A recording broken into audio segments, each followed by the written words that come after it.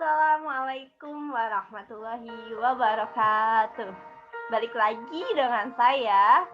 Nah, di video kali ini saya akan memaparkan mengenai konsep permutasi dan kombinasi. Nah, di sini tuh video kali ini untuk memenuhi tugas UTS nih di mata kuliah Inovasi Pendidikan yang diampu oleh Bapak dosen pengampu Dr. Andes Haji Dadang Munandar MPD.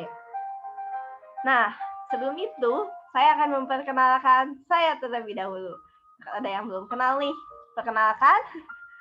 Nama saya Helindia Padilla dengan NPM 18 1063 1050 196. Dari kelas 6C, program studi pendidikan matematika Fakultas Keguruan dan Ilmu Pendidikan Universitas Singapura Bangsa Karawang. Nah, sebelum itu saya akan memaparkan materi yang saya pilih. Materi di sini saya dari Satuan Pendidikan SMA, jenjang SMA kelas 12, semester genap. Nah, materi pokoknya sebenarnya aturan pecacahan.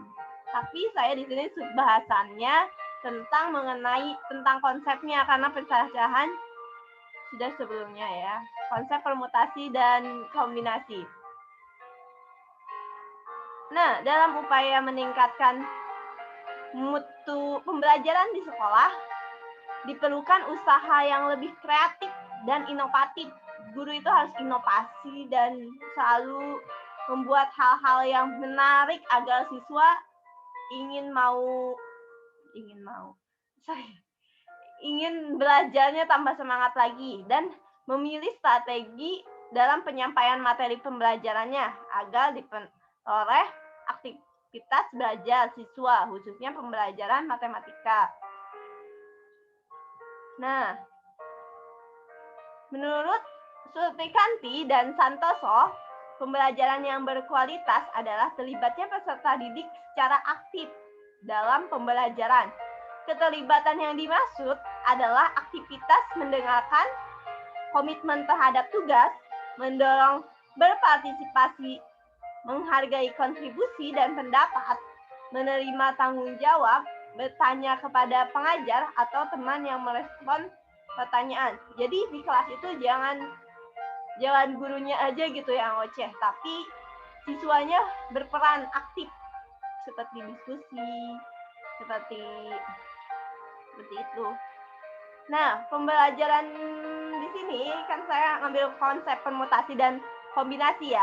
Di sini agar peserta didik lebih paham mengenai konsepnya. Jadi terkadang guru matematika itu sering menjelaskan langsung ke rumusnya. Hal tersebut membuat anak menjadi bosan akan matematika dan menganggap bahwa matematika itu sulit, rumus. Tapi tidak. Tapi di sini haruslah penting pemahaman konsep dulu yang mendasar.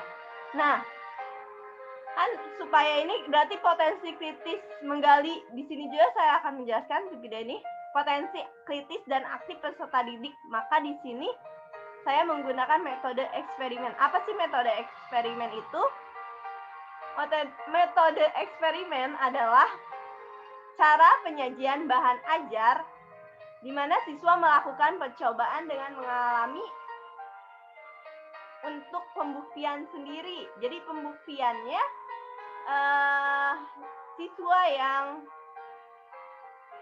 siswa dituntut untuk berargumen dan tidak langsung ke pengertiannya. Dalam proses belajar mengajar dengan metode eksperimen, siswa diberi kesempatan untuk mengalami sendiri atau melakukan sendiri, mengikuti suatu proses dan mengamati suatu objek. Nah, dengan demikian siswa dituntut untuk mengalami sendiri dan mencari kebenaran. Apa sih konsepnya itu gitu? Atau mencoba mencari suatu hukum atau dalil yang menarik kesimpulan dari proses yang dialaminya. Nah, eksperimen menurut para ahli, menurut Mulyani Sumantri dan kawan-kawan 1996 mengatakan bahwa metode eksperimen diartikan sebagai cara belajar mengajar yang melibatkan siswa dengan mengalami dan membuktikan sendiri proses dan hasil percobaannya. Nah, menurut Oestia 2001, metode eksperimen adalah suatu cara mengajar di mana siswa melakukan suatu percobaan tentang suatu hal atau mengamati prosesnya. Jadi dia seperti serta menuliskan hasil percobaannya. Kemudian hasil pengamatan itu disampaikan ke kelas dan dievaluasi oleh guru. Nah, konsep dasar dari materi permutasi dan kombinasi ialah yang pertama, 3.1 menerapkan berbagai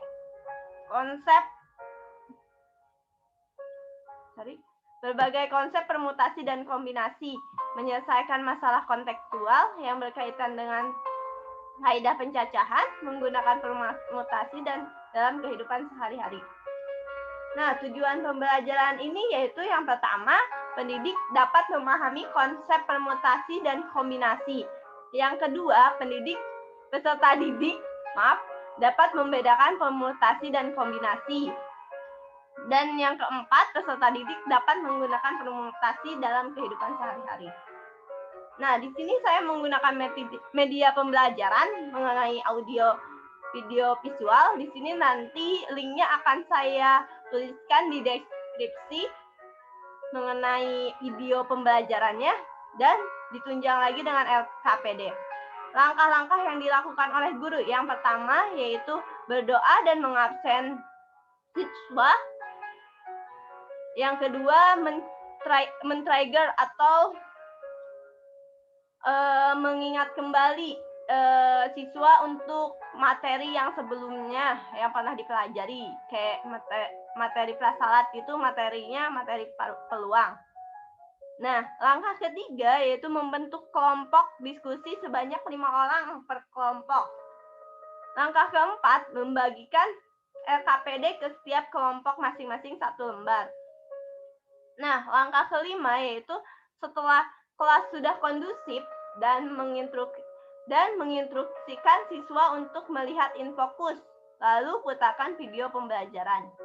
Langkah keenam, setelah menonton, kelompok untuk berdiskusi dan mengerjakan LKPD. Nah, langkah yang terakhir yaitu siswa tampil mempresentasikan hasil diskusi dan guru menjadi evaluasi dari hasil-hasil materi yang dipresentasikan anak-anak tersebut.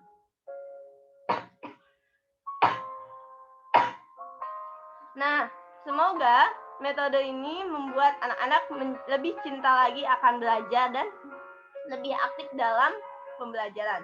Sekian dan terima kasih.